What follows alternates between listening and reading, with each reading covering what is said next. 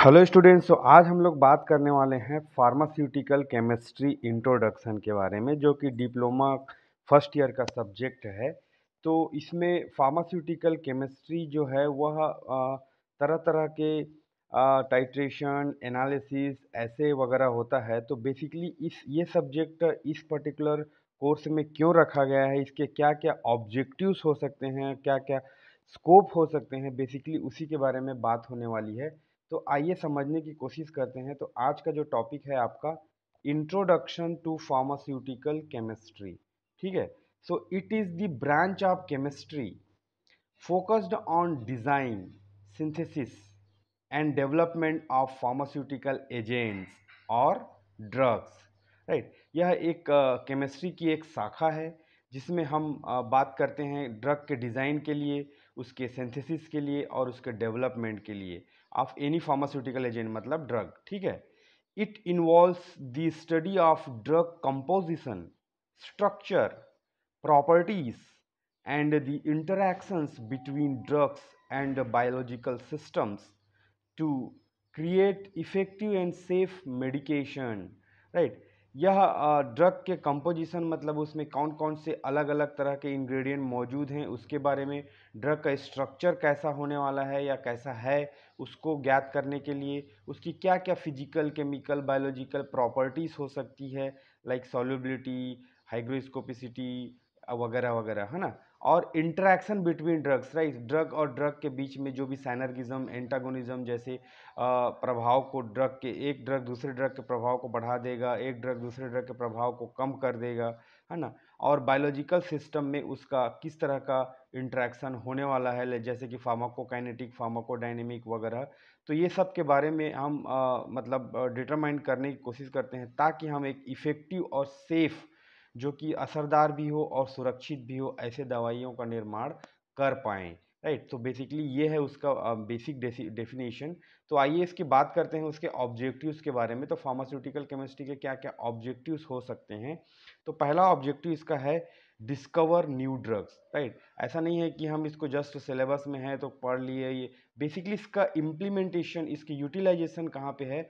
तो बेसिकली नए ड्रग के खोज के लिए, राइट, उसकी आइडेंटिफिकेशन के लिए, उसके डेवलपमेंट के लिए, जो भी नया केमिकल एंटिटी है जिसका कोई भी किसी भी तरह का थेराप्यूटिक इफेक्ट है, बायोलॉजिकल इफिकेसी है, उस ड्रग को हम कहाँ पे है, वह प्लांट किंगडम में है, एनिमल किंगडम में है, मिनरल, माइक्रो ऑर्गेनिज्म, मराइन, है ना, और उस वहाँ पे उसका क्या स्ट्रक्चर है, वह किस तरह की एफिकेसी दे सकती है, बेसिकली उसके बारे में हम यहाँ पे मतलब ऑब्जेक्ट रखते हैं। दूसरा उसका उद्देश्य यह है कि इन्हेंस ड्रग इफिकेसी। अब ड्रग तो डिस्कवर हो गया, लेकिन उसकी इफिकेसी को कैसे बढ़ाया जा सके ताकि वह एक अच्छी थेराप्यूटिक इफिकेसी दे पाए। ऑप्टिमाइज केमिकल स्ट्रक्चर, राइट, उसके केमिकल स्ट्रक्चर को हम जानने की कोशिश करते हैं और उसमें क्या बदलाव किया जा सकता है, लाइक स्ट्रक्चर एक्टिविटी रिलेशनशिप जो मेडिसिनल केमिस्ट्री में आप पढ़ने वाले हैं उसके बारे में, मतलब ड्रग उसके स्ट्रक्चर में किस तरह का मॉडिफिकेशन करने से उसकी इफिकेसी बढ़ सके, उसके बारे में बेसिकली हम यहाँ पे अध्ययन करते हैं। थर्ड ऑब्जेक्टिव है इंश्योर सेफ्टी। अब इफिकेसी तो है, ठीक है, एक्शन दे रहा है, लेकिन एट द सेम टाइम कहीं वो साइड इफेक्ट तो नहीं दे रहा है, कहीं वो एडवर्स ड्रग रिएक्शन तो क्रिएट नहीं कर रहा है, उसके बारे में हम उसको बेसिकली डिटरमाइन करने की कोशिश करते हैं। Minimise toxicity and adverse drug reaction, ADRs, and we design accordingly and testing accordingly. Right. हम कोशिश करते हैं कि उसकी जितनी भी टॉक्सिसिटी है वो कम हो सके, एडवर्स ड्रग रिएक्शन कम हो सके, या फिर उसको कम्प्लीटली रिडक्शन करते हैं, कम्प्लीटली इलिमिनेट करने की कोशिश करते हैं ताकि सिर्फ एक्टिविटी मिले, साइड एक्टिविटी ना मिले। फोर्थ उद्देश्य है इम्प्रूव ड्रग डिलीवरी। अब सेफ्टी हो गया, इफिकेसी हो गया, अब डिलीवरी की बात करते हैं कि वह कौन से साइट में जाके अपने ड्रग कंटेंट को डिलीवर करे ताकि हमको एक बेटर थेराप्यूटिक इफेक्ट मिल पाए। Develop formulations and delivery system. जब तक हम उसके केमिस्ट्री को नहीं समझेंगे हम उसके फॉर्मुलेशन को डेवलप नहीं कर पाएंगे, लाइक वह केमिकल का नेचर क्या है, केमिकल का स्ट्रक्चर क्या है, उस केमिकल एंटिटी की फिजिको केमिकल प्रॉपर्टीज़ क्या है ना। जब हम उसको जान लेंगे तो एक अच्छी तरह के फार्मूलेशन, कौन से डोजेस फॉर्म में वो टैबलेट, कैप्सूल, ऑइंटमेंट, लिनीमेंट, लोशन, चाहे वो ओरल रूट हो, पेरेंटल रूट हो, लिक्विड ओरल्स हो, क्या है ना, उसकी डिलीवरी कैसे होनी चाहिए। आजकल नैनो टेक्नोलॉजी का ज़माना चल रहा है, जाकि हम माइक्रो इनकैप्सुलेशन करते हैं, हम डिफरेंट तरह के पॉलीमर नैनो फॉर्मुलेशंस बनाते हैं जिससे हम ड्रग को अच्छे तरीके से 100% डिलीवरी कर पाएँ at the site of action. Fifth है सपोर्ट क्लिनिकल ट्रायल्स। अब जो भी ड्रग मार्केट में आता है वह फेज़ 4 स्टडी से गुजरता है, तो फेज़ 1, फेज़ 2, फेज़ 3 में हम जब ड्रग हमारा चल रहा होता है तो वहाँ पे हम उसके केमिकल और एनालिटिकल एक्सपर्टीज़ के बारे में बात कर रहे होते हैं कि वह उसका केमिकल नेचर कैसा है, वह किस तरह के एनालिसिस में कौन कौन से रीडिंग दे पा रहा है, ताकि हम उस ड्रग को उसी फेज़ 1 में या फेज़ 2 में चेंज कर पाएँ, ताकि हम उसके सेफ्टी पैरामीटर को ध्यान में रख पाएँ, उसकी इफ़िकेसी पैरामीटर को ध्यान में रखते हुए हम आगे बढ़ सकें, ताकि हमारा ड्रग ऑल द 3 फेज़ को पास होके मार्केट में लॉन्च हो सके। Regulatory adherence, right, ensure all processes, right, जैसे कि कोई भी ड्रग क्लिनिकल ट्रायल से गुजरता है या फिर मार्केट में लॉन्च होता है तो वह बहुत तरीके के अप्रूवल प्रोसेस से गुजर रहा होता है, INDA, ANDA, राइट। तो उसमें जो ड्रग है उसको क्या क्या रिक्वायरमेंट होना चाहिए, वह ड्रग किस किस पैरामीटर से पास होना चाहिए, उस चीज़ को भी हम फार्मास्यूटिकल केमिस्ट्री से उसके स्ट्रक्चर उसके नेचर को ज्ञात करके हम उसको इंश्योर कर रहे होते हैं। सेवंथ वन है innovation and sustainability, drug synthesis and manufacturing, right. So drug का जब भी हम ड्रग को निर्माण करते हैं तो उसकी हम बात करते हैं कि वह नोवेल हो और वह ड्रग बाकी जो एग्जिस्टिंग ड्रग है उससे अच्छा एफिकेसी होना चाहिए, राइट। तो उसको हम सिंथेसिस करने के टाइम पे उसको डिज़ाइन करते हैं, उसके मैन्युफैक्चरिंग को इम्प्रूव करते हैं। तो ये सारे उद्देश्य हमारे फार्मास्यूटिकल केमिस्ट्री के होते हैं। अब हम बात करेंगे स्कोप के बारे में कि ये ड्रग की यूटिलिटी कहाँ कहाँ पे हो सकती है, क्या क्या स्कोप है इस फार्मास्यूटिकल केमिस्ट्री की, राइट। तो इसमें स्कोप में फर्स्ट पॉइंट है drug discovery and design, right, जो कि हमने ऑब्जेक्टिव में भी देखा है तो ऑब्वियसली यह स्कोप में भी होगा।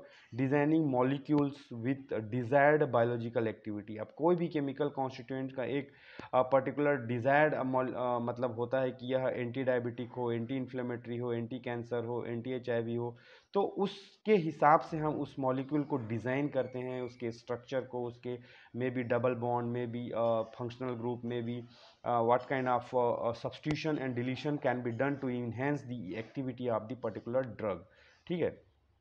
synthesis of pharmaceuticals, right, developing and optimizing methods to synthesize drugs, right. So हम क्या करते हैं वहाँ पे उसके जो भी प्रोसेस है उसको हम डेवलप करते हैं। ऐसा नहीं है कि प्रोसेस हर समय लिखा हुआ रहेगा गाइडलाइंस में, मोनोग्राफ में, उसको ऑप्टिमाइज करते हैं, इसमें कई साल लग जाते हैं। तो वह डेफिनेटली फार्मास्यूटिकल केमिस्ट्री के बदौलत ही हो पाता है, ताकि हम एक अच्छा ड्रग का निर्माण कर पाएँ जिसको हम मतलब जो जिसकी एक बेटर थेराप्यूटिक एफिकेसी हो। स्ट्रक्चर एक्टिविटी रिलेशनशिप, SAR, ये मेडिसिनल केमिस्ट्री में आप लोग पढ़ेंगे, ठीक है। तो SAR क्या होता है, कोई भी drug, how the chemical structure of the compound affect the biological activity, right. So इस बायोलॉजिकल एक्टिविटी का डायरेक्ट कनेक्शन होता है उसके स्ट्रक्चर से, राइट। जैसे कि हम मॉर्फिन की बात करते हैं तो मॉर्फिन में tertiary nitrogen group, alicyclic double bond, है ना, और ईथर ब्रिज, हाइड्रोक्सिल ग्रुप, ये सब जो रहता है ये सब मिनिमम रिक्वायरमेंट है ताकि वो मॉर्फिन आपका एनाल्जेसिक एक्टिविटी दे सके। अगर वो स्ट्रक्चर मॉर्फिन के पास नहीं होगा तो वो एनाल्जेसिक बायोलॉजिकल इफिकेसी नहीं दे पाएगा, इसलिए स्ट्रक्चर का बहुत गहरा संबंध होता है उसके बायोलॉजिकल एक्टिविटी से। चौथा नंबर है analytical methods, developing techniques to analyse the purity, potency and quality of pharmaceutical compound, right. तो हम टेक्निक्स को, जो भी मेथड है, एनालिटिकल मेथड है, उसको एनालाइज करके हम उसके पोटेंशी और प्यूरिटी को बरकरार रख पाएंगे, ताकि उसकी क्वालिटी, जो स्टेबिलिटी है फार्मास्यूटिकल कंपाउंड की, वह लंबे समय तक बरकरार रह पाए, वह ड्रग स्टेबल रह पाए। इसलिए हमको एनालिटिकल मेथड्स के ऊपर ध्यान देना होता है, ठीक है। उसके बाद आता है पाँचवा नंबर में फार्मास्यूटिकल फार्माकोकाइनेटिक एंड फार्माकोडायनेमिक। इसी के बारे में मैं बोल रहा था कि कोई भी drug, what is the reaction, what is the action of the drug to the body, what is the action of the body to the drug, right? So absorption, distribution, metabolism and excretion of the drug consume होने के बाद उसका कैसा absorption हो रहा है, कहाँ से हो रहा है, how it is going to distribute, what is the plasma protein binding, what is the metabolism parameter, where it is metabolizing, like whether kidney, liver, skin, epithelium cells, right, how it is getting excreted by sweat, by urine, by other root fecus and all those, उसको हमको अध्ययन करते हैं। तो chemistry के बारे में हमको जानना बहुत ज़रूरी है उस ड्रग की। फॉर्मुलेशन एंड डेवलपमेंट, डेफिनेटली हम एक जब हम उसके particular physical property, chemical property, biological property, chemistry, structure, nature सबको जान जाएंगे तो हम एक बेटर फॉर्मूलेशन और उस फॉर्मूलेशन को डेवलप करने के तरीके के बारे में समझ पाएंगे, ताकि वह ड्रग कौन से फॉर्मूलेशन में बेटर एफिकेसी प्रदान कर पाएगा उसको हम जान पाएंगे। रेगुलेटरी कंप्लायंस, राइट, जो भी रेगुलेटरी अप्रूवल प्रोसेस है उसमें हम मतलब उसको जान पाएंगे कि किस तरह का गाइडलाइंस फॉलो करने से वह ड्रग आगे बढ़ पाएगा अपने प्रोसेस में, और we can have the better formulation and at the same time we can have the proper approval process without having any trouble by the regulatory authorities, right. तो यह है आपका इंट्रोडक्शन टू फार्मास्यूटिकल केमिस्ट्री, जो कि diploma first year के subject है। आपको यहाँ पे ऑब्जेक्टिव और स्कोप के बारे में समझाया गया है बहुत ही सिंपल लैंग्वेज में, सात सात पॉइंट दिया गया है ऑब्जेक्टिव में और स्कोप में। यह नोट्स आपको टेलीग्राम चैनल में मिल जाएगा, लिंक मैं डिस्क्रिप्शन बॉक्स में दे दूंगा। By clicking the link you can reach to the notes, you can prepare your own notes, और आप चाहें तो अपना मतलब इसी नोट से डायरेक्टली पढ़ सकते हैं। It is left to you. Thank you, all the best.